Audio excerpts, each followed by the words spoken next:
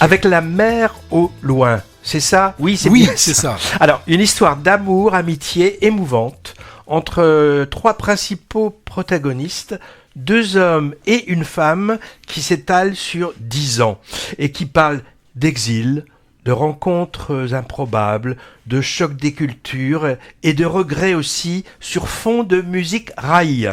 Début des années 90, le jeune Marocain Nour, 25 ans à peu près, débarque à Marseille sans papier. Il squatte avec une bande de copains-copines marginaux qui vivent tous de petits trafics. Il se fait arrêter et là, un curieux flic, Serge, amateur du Marseille interlope, va le prendre sous son aile et même lui présenter sa femme Noémie, banquière anticonformiste. Il y a du désir et du trouble dans l'air. On va suivre l'évolution des relations du trio qui va devenir un duo jusqu'en 2010, donc une dizaine d'années.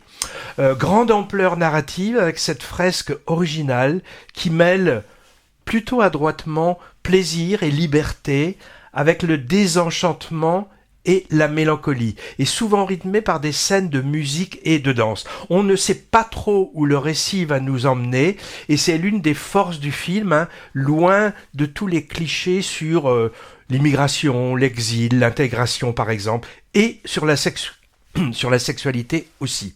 Oui, je disais, on se demande où le récit va nous mener parce qu'on voit beaucoup de films quand même où tout est cousu de fil blanc et on devine la fin des fois après 10 minutes. C'est pas le cas ici. On a 3 acteurs magnifiques qui arrivent petit à petit à rendre attachant leurs personnages, pas forcément sympathiques au début d'ailleurs. Un nouveau venu, du moins pour moi, je l'ai jamais vu avant. Il s'appelle Ayoub Greta en Nour, de plus en plus émouvant à mesure qu'on le voit se construire sentimentalement et moralement.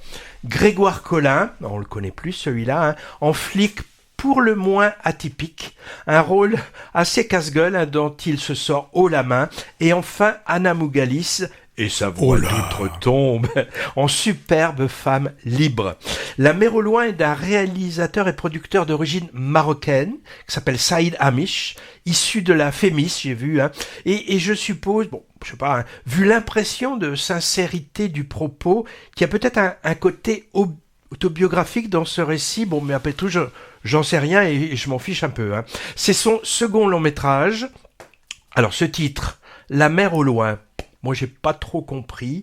Elle est pas très loin, la mer, qu'on soit à Marseille. Quand on est à Marseille, oui. Ou pour une partie du film également à Casablanca. Bon, elle est là, la mer. À noter, encore un film avec des personnages issus de pays musulmans, mais où la religion est totalement absente du tableau. Et où on boit beaucoup également. C'était aussi le cas récemment de l'Iranien Mon gâteau préféré, du franco-marocain Everybody Loves Touda ou du turc Crossing Istanbul. Alors sans doute un désir assumé de jeunes réalisateurs ou réalisatrices de montrer à l'écran une émancipation vis-à-vis du carcan religieux et de ses interdits. Donc voilà pour ce chaleureux et poignant La mer au loin, sorti il y a quelques semaines déjà, mais encore un peu à l'affiche dans les cinémas indépendants. N'hésitez pas à vous faire un petit rail.